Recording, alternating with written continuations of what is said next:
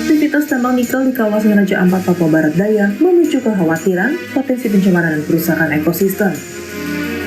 Mengutip foto citra satelit yang diunggah dari laman Instagram Harian Kompas, berdasarkan foto citra satelit 29 November 2015, belum terlihat pembukaan lahan di Pulau Gak.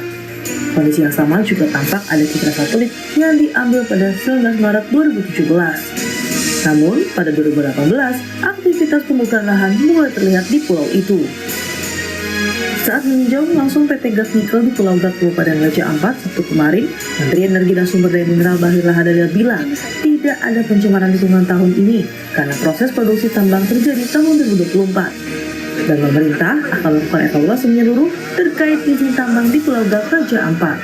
Nemo dengan PT Pulau Gak itu kurang lebih sekitar 30 km sampai dengan 40 km. Jadi wilayah Kabupaten Raja Ampat itu banyak hutan konservasi, banyak pulau-pulau yang untuk prawisata, tapi juga ada pulau-pulau yang memang ada pertambangan. Sudah memutuskan lewat Dirjen Minerba untuk status daripada IUP PT Gak yang sekarang lagi mengelola itu kan cuma satu ya. Itu kami untuk sementara kita hentikan operasinya.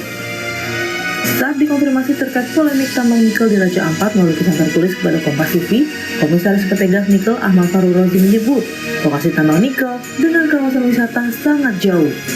Farul Rozi juga bilang perusahaan taat kepada aturan dan ketentuan pemerintah untuk menjaga lingkungan.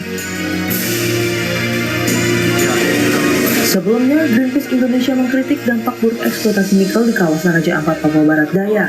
Data Greenpeace Indonesia menyebut, industri tambang nikel di Papua berdampak pada kerusakan lingkungan di sejumlah pulau kecil di Raja Ampat. Greenpeace menyebut ada lebih dari satu perusahaan tambang nikel yang aktif beroperasi di Raja Ampat. Yang disampaikan Pak Menteri Bahlil tadi, yang katanya mau membuat ketidaksimpangsiuran, itu memungkinkan untuk membuat kesimpangsiuran baru atau kekeliruan. Raja Ampat ini, karena Raja Ampat ini juga bukan hanya PT Gak dan bukan hanya Pulau Gak. Saat ini ada 5 izin yang aktif, yang izinnya diterbitkan oleh Kementerian ESDM.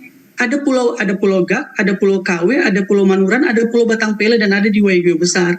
Dan ini bukan cerita soal dia jauh dari lokasi pariwisata atau tidak.